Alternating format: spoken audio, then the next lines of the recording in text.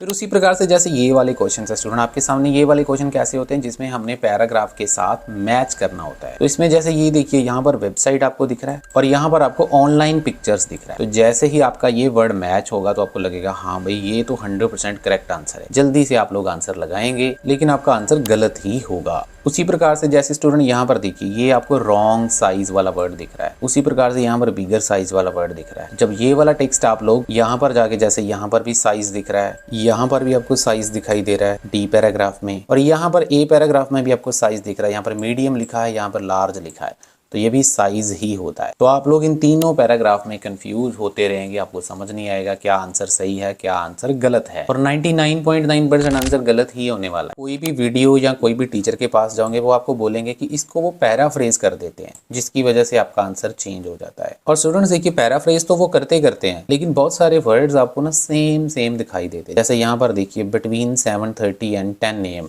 ये एक टाइम दिख रहा है, फिर उसके बाद यहाँ पे मिडनाइट दिख रहा है, फिर यहाँ पे 207 दिख रहा है। इन वर्ड्स के बेस के ऊपर हम लोग कुछ ना कुछ डिसाइड कर लेते हैं कि इसका आंसर ट्रू होगा, फॉल्स होगा या नॉट गिवन होगा। लेकिन जब आप लोग पैसेज में जाते हैं तो वहां पर भी आपको ये देखिए सेम टू सेम वर्ड आपको दिखाई दे रहे हैं। ये देखिए यहाँ पर 7:30 भी दिख रहा है, 10 AM भी दिख रहा है। तो ये सेम टू सेम वर्ड दिखने के बावजूद भी आपके आंसर्स गलत होते हैं। स्टूडेंट्स मैं जानता हूँ आप में से बहुत सारे स्टूडेंट इस टाइम जनरल आइल्स की प्रेपरेशन कर रहे हैं। काफी टाइम हो गया प्रेपरेशन करते हुए, 2-3 बार एग्जाम दे दिया लेकिन बार आपका स्कोर नहीं आ रहा है। हालांकि क्लास में आपका स्कोर बहुत अच्छा आता है, इसमें कोई डाउट नहीं है, लेकिन एग्जाम में जाकर आप लोग फेल हो रहे हैं। इस वीडियो में इस टॉपिक के ऊपर डिटेल में बात करने लगा हूँ। शुरू से लेकर एंड तक इस वीडियो को देखना, स्किप मत करना। मैं आप लोगों को फोर्सफुली सब्सक्राइब या वीडियो को लाइक नहीं करवाना चाहता हूँ। अच्छी लगे तो ही लाइक करना और चैनल को सब्सक्राइब कर लेना लास्ट में। तो आइए हम वीडियो को स्टार्ट करते हैं। तो स्टूडेंट्स हम सबसे पहले बात करते हैं ये जो मैचिंग वाले क्वेश्चंस होते हैं। इसमें क्या होता है कि ये काफी सारे आपको हेडिंग्स दिए होते हैं और ये काफी सारे आपको पैराग्राफ्स दिए होते हैं। इन पैराग्राफ्स के साथ आपको इसको मैच करना होता है कि कौन से पैराग्राफ में कौन सी इंफॉर्मेशन अवेलेबल है। लेकिन ये इतनी ज्यादा कंफ्यूजिंग होती है कि हमें लग रहा होता है कि ये भी आंसर है, ये भी आंसर है, ये भी आंसर है। कुछ अडोरेबल निटवियर के बारे में है। सबसे पहले हम ए पैराग्राफ को रीड करते हैं। इसने लिखा आई स्पेंट अ वाइल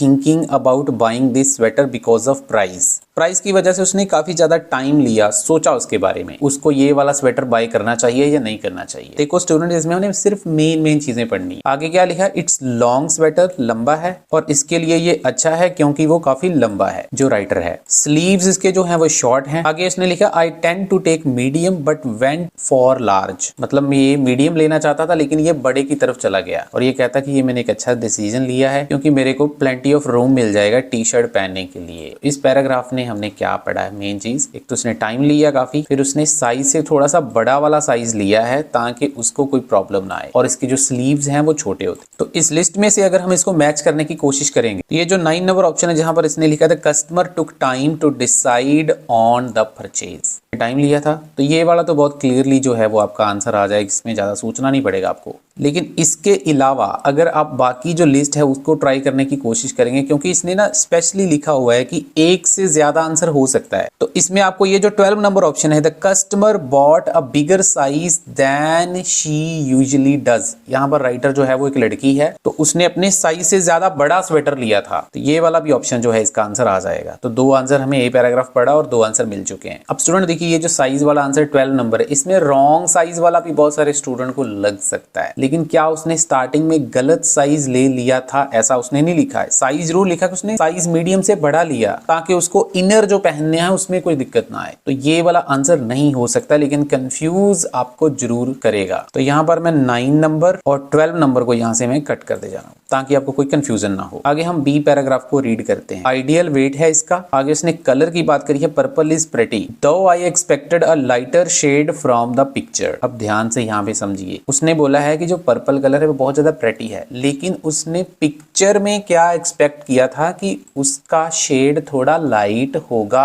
अब पिक्चर का मतलब क्या है, आइए हम लिस्ट में थोड़ा चेक करते हैं। पिक्चर का मतलब वेबसाइट है, कि उसने वेबसाइट पे जो कलर देखा था वो उसने सोचा था थोड़ा सा लाइट होगा, तो इसका मतलब क्या हुआ कि जो कलर उसने वेबसाइट पे देखा था वो मैच नहीं कर रहा है। तो ये वाला आंसर आएगा। लेकिन बहुत सारे स्टूडेंट को ये वाला आंसर लगेगा क्योंकि वेबसाइट और ऑनलाइन पिक्चर की मैचिंग ज्यादा हो रही है। ई पैराग्राफ में उसने लिखा हुआ इसके बारे में, तो इसने क्या लिखा था, that didn't happen, of course I would say both colour match the online pictures. तो बोथ कलर मैच कर रहे थे, यहाँ पे उसने उल्टा लिखा, लेकिन ये ऑनलाइन पिक्चर को और यहाँ पर जो वेबसाइट लिखा है इसको ज्यादा मैच कर दिया ताकि स्टूडेंट कंफ्यूज हो और फटाफट से आंसर लगाएं, और इधर तो वो ध्यान ही नहीं देंगे कि वो मैच नहीं हो रहा था। तो देखो कितनी चालाकी से पैराफ्रेजिंग करी है।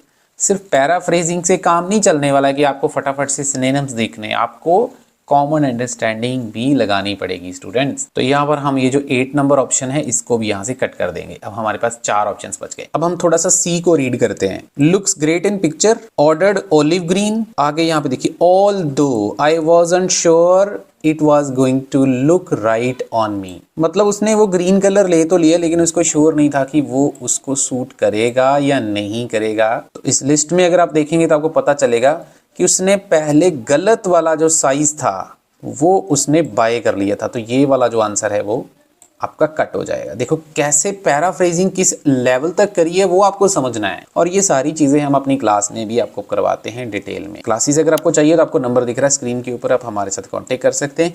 बाकी ये सारी चीजें हमने क्रैश कोर्स में भी कवर कर रखी हैं। जैसे कनाडा वाले स्टूडेंट होते हैं उनके पास इतना टाइम नहीं होता है क्लासेस ज्वाइन करने का, तो 8 आवर्स की वीडियोस मिलेंगी, साथ में आपको प्रेडिक्शन के PDF मिलेंगे जिसका आपको 100% फायदा मिलेगा। और इसके साथ साथ ये जो 14 नंबर ऑप्शन है, customer was worried that the sweater wouldn't suit her, ये उसको चिंता भी हो रही थी कि मेरे को सूट करेगा कि नहीं करेगा, मैंने बाय तो कर लिया। तो ये वाला ऑप्शन भी जो है वो यहाँ से कट हो जाएगा। तो अब देखो हमारे पास सिर्फ 2 ऑप्शंस बचे हैं, लेकिन कंफ्यूजन इतनी ज्यादा इसने बना के रखी हुई है कि पूछो मत। तो अब खुद सोचिए आपके एग्जाम कैसे क्लियर होंगे अगर आपको कॉन्सेप्ट नहीं पता है तो। अब हम थोड़ी सी बात ट्रू फॉल्स नॉट गिवन की भी कर लेते हैं। देखो ट्रू फॉल्स नॉट गिवन जो आजकल ज्यादातर आ रहे हैं वो बिल्कुल छोटी छोटी चीजों के ऊपर आपको कंफ्यूज कर रहे हैं। अब जैसे ये 2nd नंबर क्वेश्चन को ही हम देखते हैं, कहता है you can get a tram from the airport to city centre up to midnight. मतलब आप ट्रैम ले सकते हो, किस टाइम तक ले सकते हो, मिडनाइट तक। अगर आपको मिडनाइट का मीनिंग पता है तो आपको आंसर मिल जाएगा। मिडनाइट का मतलब आधी रात, लेकिन आधी रात कब होती है वो सारा पॉइंट है। अगर आपको वो समझ आ गया तो आपका आंसर सही हो जाएगा। तो ये देखिए यहाँ पर अगर हम देखेंगे इसको तो trams then run to the main railway station at 35 minute intervals and ends at 11:30 PM। अब जैसे 11:30 PM आएगा बहुत सारे स्टूडेंट को लगेगा हाँ भाई मिडनाइट तक तो चल रहा है। भाई मिडनाइट आपकी 12 बजे तक होती है, लेकिन यहाँ पर 11:35 लिखा हुआ है। इवन इसने 11:55 या 11:59 भी लिखा होता तो भी आपका आंसर गलत होता अगर आप इसको ट्रू लगाते। तो देखो ये सारे का सारा आंसर सिर्फ एक वर्ड के ऊपर टिका हुआ है। अब ये देखो 4 नंबर क्वेश्चन इससे भी ज्यादा ट्रिकी है। The cost of tram ticket varies depending upon your journey. अब ये जो वर्ड वेरीज है इसका मतलब क्या होता है कि प्राइस कम या ज्यादा हो सकता है। तो क्या उसने पीछे ऐसा लिखा है कि जर्नी के ऊपर टिकट डिसाइड होगी? स्टूडेंट्स देखो आप इसको पढ़ते रहिएगा, आपको कहीं नहीं मिलेगा, आपको जर्नी वर्ड ही नहीं मिलेगा कहीं भी, लेकिन आपको इसको एडवांस लेवल की पैराफ्रेजिंग से समझना पड़ेगा। ध्यान से समझना, कैसे नहीं पता चल रहा है आइए मैं आपको बताता हूँ। तो क्या लिखा है, इसने लिखा check your route and make sure you buy the correct price ticket. बस चेक योर रूट का मतलब क्या है, जर्नी। मतलब आप जिस रूट पे जाना चाहते हैं आपको चेक करना पड़ेगा कि वहां का करेक्ट टिकट प्राइस कितना है। तो इसका मतलब क्या हुआ कि जो कॉस्ट है टिकट की वो आपकी जर्नी के ऊपर डिपेंड करेगी। मतलब अगर आपकी जर्नी ज्यादा लंबी है तो प्राइस ज्यादा होगा, अगर कम है तो कम होगा। अब एक और क्वेश्चन मैं आपको बता देता हूँ, bicycles are allowed on trams between this period. सारे का सारा आंसर क्या है, कुछ भी नहीं है, सिर्फ ये पर्टिकुलर लैंग्वेज आपने देखनी है। अगर ये मिल रही है इसके ऊपर है तो आपका आंसर ट्रू है। इसके अलावा कोई भी उसने टाइम लिखा है तो आपका आंसर फॉल्स या नॉट गिवन हो जाएगा। Bicycles are allowed on trams between 7:30 AM and 10 AM। मतलब सुबह 7:30 से लेके 10 बजे के बीच में आपको बाइसिकल्स अलाउड हैं। लेकिन इसने क्या लिखा, bicycles may be taken on the tram during off peak travel periods up to 7:30 AM। Up to का मतलब है 7:30 बजे तक, सुबह के 7:30 बजे तक अलाउड है। 10 बजे से लेके 2:30 बजे तक एंड फिर उसके बाद 7 बजे तक। लेकिन इसने कंफ्यूज कैसे किया आपको, देखो 7:30 AM भी लिख दिया और 10 AM भी लिख दिया, लेकिन इसने अप टू वर्ड यूज किया है कि 7:30 बजे तक आपको अलाउड है। क्वेश्चन में लिखा था 7:30 से लेके 10 बजे के बीच में है, तो मतलब ये वाला टाइम मैच नहीं हो रहा। तो टाइम बेस्ड जितने भी क्वेश्चंस होते हैं, अगर आपने मेरी शॉर्टकट वाली वीडियो देखी होगी तो आपको पता होगा मोस्टली फॉल्स होते हैं। अब ये जो सबसे लास्ट क्वेश्चन है वो तो पूरा 9 बैंड वाला बनाया हुआ। Cyclist may be asked to leave the tram if they block the exit. अगर वो एग्जिट को ब्लॉक कर देते हैं तो साइक्लिस्ट को बोला जाएगा कि वो ट्रैम को लीव कर दें। अब इसको पढ़ते सार ही आप कंफ्यूज हो जाएंगे। वंस ऑन बोर्ड, एक बार अगर आपने ऑन बोर्ड कर लिया। राइडर्स का मतलब जो साइकिल चलाने वाले हैं। Should remain with the bicycle through out the journey and ensure they do not obstruct the entrance, exit or any other area of public access। इसका मतलब क्या है कि एक बार आप ऑन बोर्ड हो गए